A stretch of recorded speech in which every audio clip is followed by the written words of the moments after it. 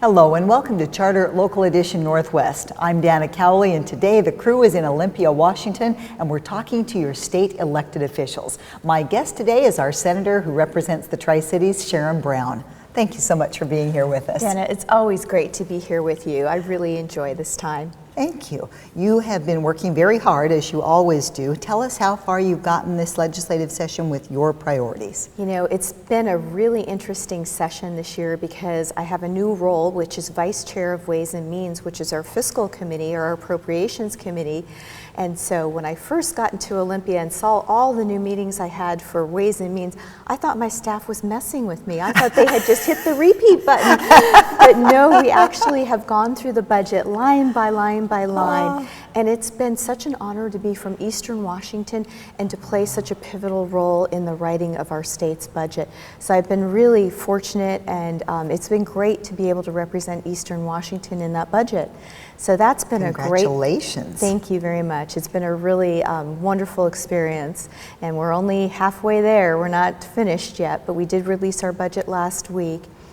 One of my big priorities has been working for the vulnerable and those in our community who really don't have a voice.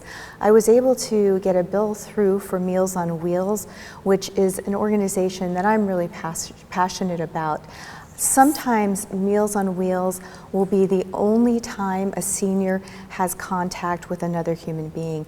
And actually, when I've gone out and helped to deliver Meals on Wheels with the volunteers, it's been very enlightening and extremely rewarding for me personally. It's been interesting because some of those visits, some of the volunteers have picked up that a senior maybe wasn't eating as much as they should be. They would go to the freezer and see that a lot of their meals were stacked and frozen in there.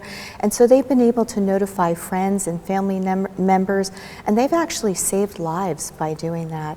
So I'm really excited that that bill is moving along. When we think that that is the role of government, to protect our most vulnerable, and then on top of it, we're talking about the greatest generation. These are people that built America, grew up in the Depression, fought in World War II, and then went on to pay all the taxes that have paved the way for us. I do think that it's important that we take care of those people. Yes, absolutely. And it was really eye-opening to me that sometimes those people will have absolutely no other human contact but for that person that's delivering those meals.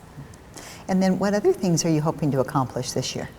Well, that work on the budget has really taken just a ton of time, but I also have some economic development legislation that I'm hopeful we'll get through.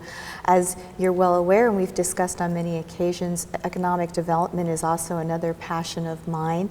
I think that paving the way to make it easier for businesses to operate in the state is really what we need to be focused on. So I'm hopeful that that legislation will continue to move forward.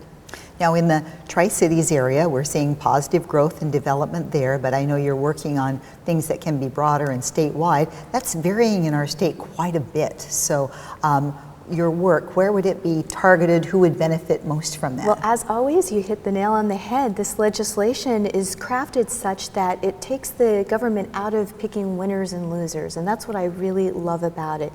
It's an extension of a program that we started 2 years ago, and it was so successful that it closed within a couple of months. We only had the resources at the time to have 5 pilot projects across the state, and what the legislation says is that you can get a sales and use tax deferral if you come and you build a manufacturing plant in the state of Washington, or you extend the manufacturing facilities that you have. And you can also use that deferral money to go into expanding your line, starting the manufacturing plant, or for career and technical education for your employees.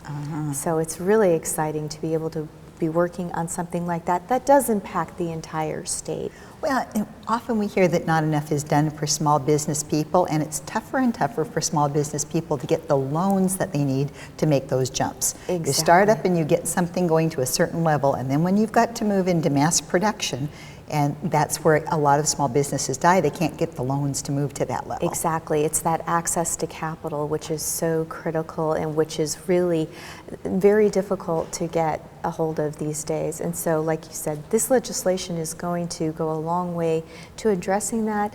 And you know what, because of our state constitution, we're not able, and I'm not saying we should be able just to write a blank check to say, hey, business, come here.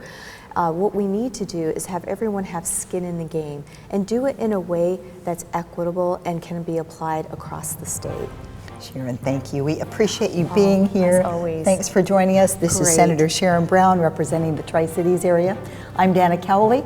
We're in Olympia, Washington, and you're watching Charter Local Edition Northwest.